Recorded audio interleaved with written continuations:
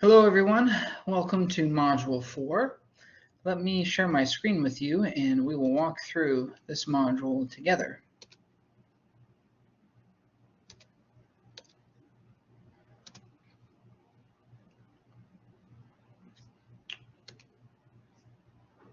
All right. Okay. Module 4 is all about analyzing text.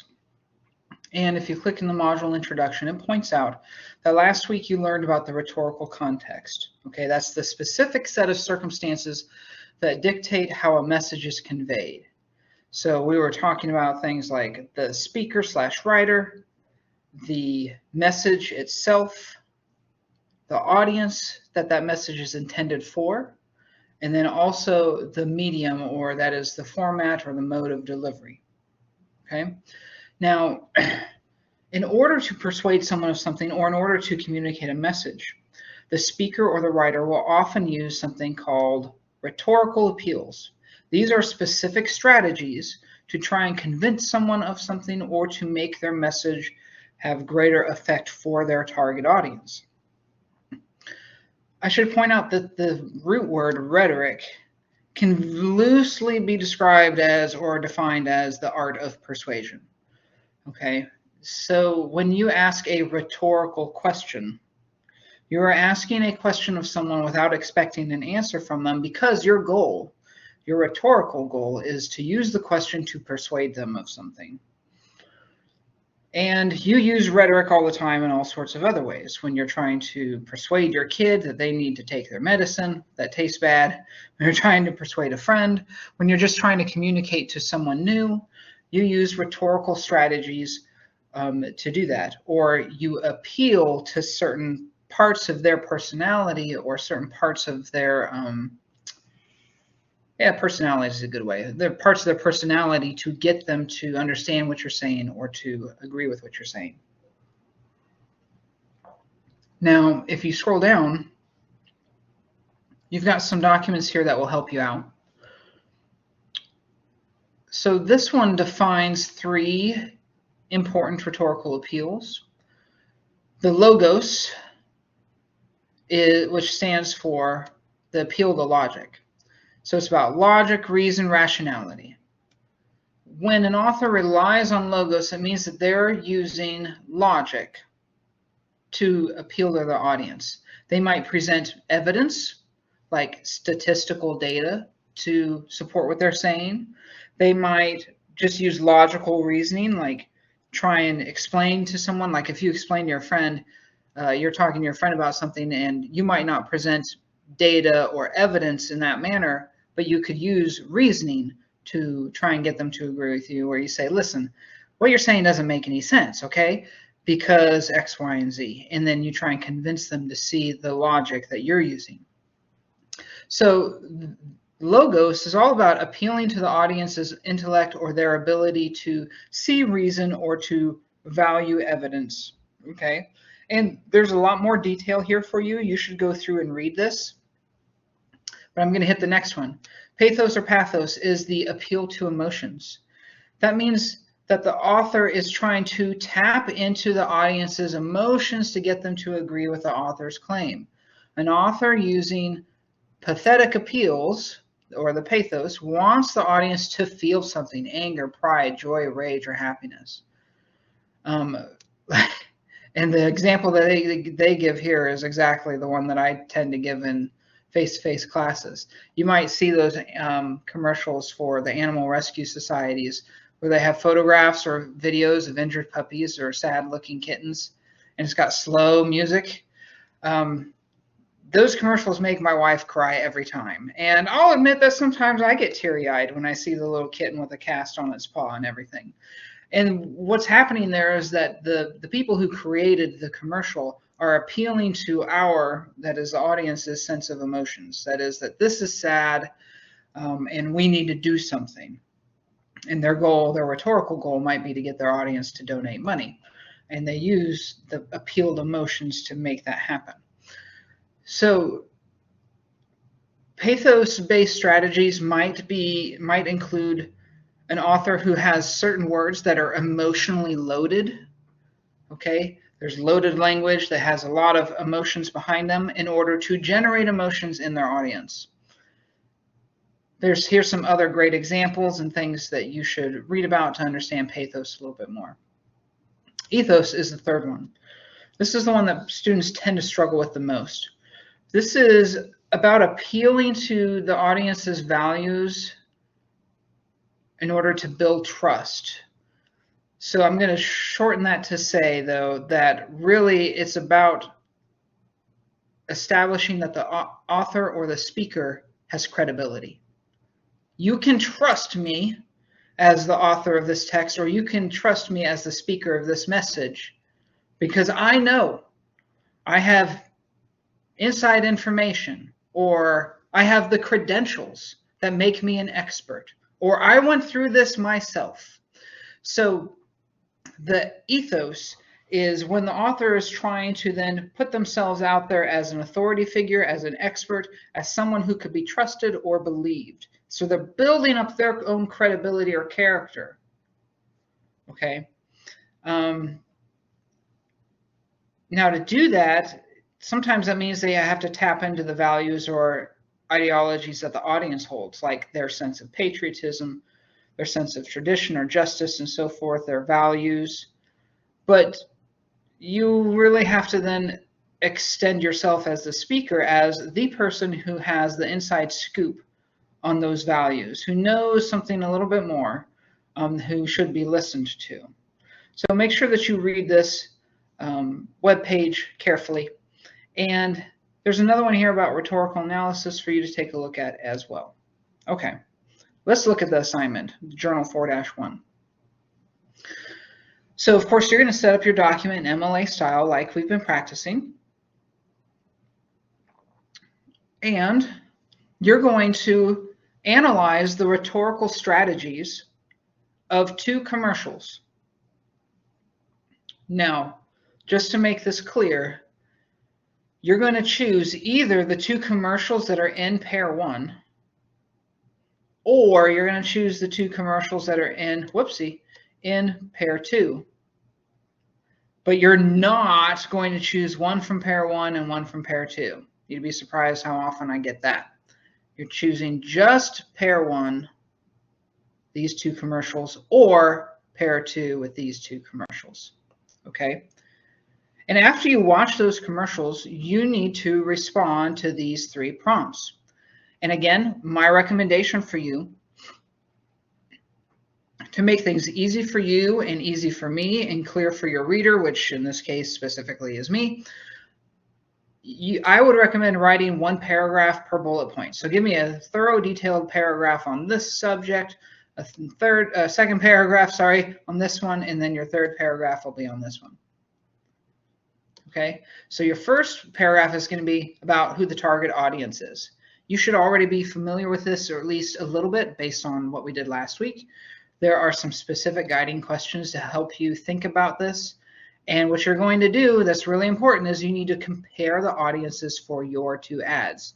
So that means comparing the audience for the Maserati or the Kia commercial, or comparing the audience for the Best Things in Life or I'm a Teenage Girl commercial. How are the audiences similar? How are they different? Are the age groups the same? Are we expecting that one audience is going to be more educated than another? That's the comparison that you need to make. So first, answer the questions about both of those commercials and then make the comparison within that paragraph, I mean. Second paragraph. What specific rhetorical appeals are being used in the commercial? This is the new stuff. This is the stuff from this week. So do you see mostly emotional rhetorical appeals? Mostly logical? Are they trying to prove the credibility of the company? How? You need to identify 2 to 3 specific examples of rhetorical appeals from each ad. So you should quote them. If they are words, then you should quote them. And if it's events or some other combination of events, or maybe of background music associated with events, you can describe it, but I want to see that you use a citation when you do so. And again, up here, you got to be specific. Give me evidence from the commercials to support your claims. You're going to give me evidence from the commercials here, and compare the rhetorical strategies employed by your 2 ads. So Since this is the new part, let me dive into this just a tad more. When you're looking to see, well, how do I identify logos, for example? You want to look for examples where the creators of the commercials, or maybe the actors on the screen, are using logical reasoning or are appealing to the audience's logical reasoning. So to use, let's say that the commercial that I'm seeing is actually one for toothpaste. And, you know, they often say things like 9 out of 10 dentists agree that Crest is the better toothpaste or whatever. Well, that's a logical appeal. That's logos there because they're giving you data and evidence and they're trying to convince you where you go, 9 out of 10 say this is the one that I should buy because it's better. Holy smokes, 9 out of 10, that makes sense. I should, like, that one guy who's the 10th, like, forget him. I need to go and buy this toothpaste too because 9 out of 10 professionals say that this is the best one. So there's a logical appeal there. So you're looking for how is the company actually trying to use logic to get people to buy the product. In terms of pathos or the emotions, well, how are they pulling on your heartstrings or the heartstrings of the audience? Are they using humor? Are they using dramatic music with dramatic themes, you know, to appeal to your feelings in some way? Are they trying to be slick and to say that their product is really sleek and luxurious or something like that? Those are pathetic appeals or appeals that that rely on pathos, okay, the emotional appeal. And then last, the credibility of the company. You know, 9 out of 10 dentists trust Crest. Okay, well, we believe that Crest is the good one, or they're trying to portray themselves as the good company, the company that can be trusted.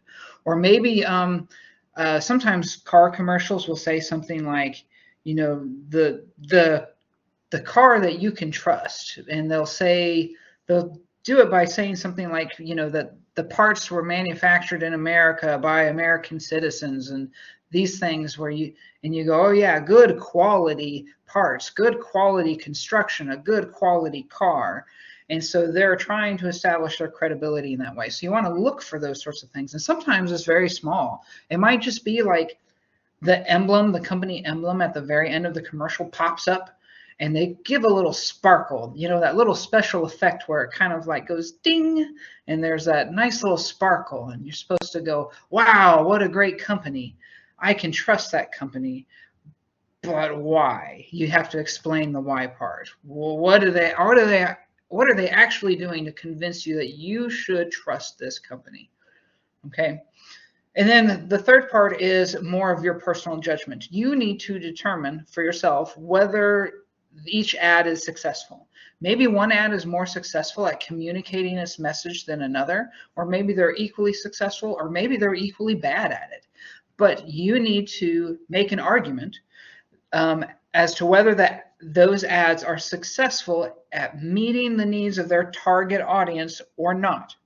So whoever you determine your target audience is for each commercial is going to help you figure out if the ad is successful at meeting that target audience. And the rhetorical appeals that are used are going to help you determine whether the ad is successful at meeting the target audience. You need to compare the success of the two ads. Okay. So this is going to be at least 250 words long and address the above prompts. Now, again, remember, just because it says at least 250 words doesn't mean that you just write 250 words and stop. Make sure it's comprehensive. Make sure you're answering all the questions. Do a thorough job. Format your document in MLA style. Include in-text citations for specific ideas from your sources. You need to cite evidence and cite your sources on a works cited page in MLA style. So use that formula that we've talked about. Now, one thing that often comes up with this is that people go, well, wait a minute. Who is the author of this commercial?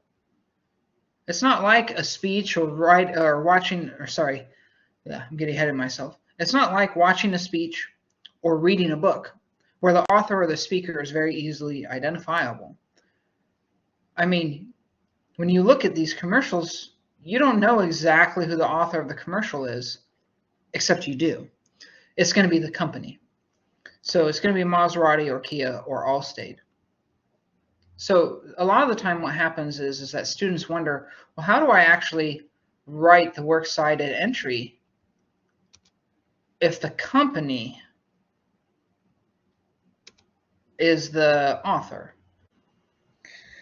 If the company is the author of the text, you follow the same pattern, the same formula that we've used before for writing your works cited entry, with one minor change. So normally we say author's last name or speaker's last name, comma, author's first name, and then we do the title of the speech inside quotation marks with the period inside it, and then we have the title of the container, which gets italicized, and then we do the year and the URL for the website.